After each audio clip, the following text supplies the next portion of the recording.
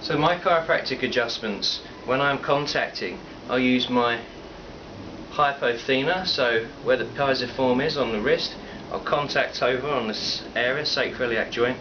The patient will be lying on their side, like this, and what we'll do is we'll just do a high velocity, low amplitude thrust through the joint there. And that will cause an audible pop, it's called a cavitation, and these joints in here will free up. So that's the sacroiliac joint over here, and that will increase the range of motion, and also it will help the muscle spasm that will be attributed to that hypertonicity die down.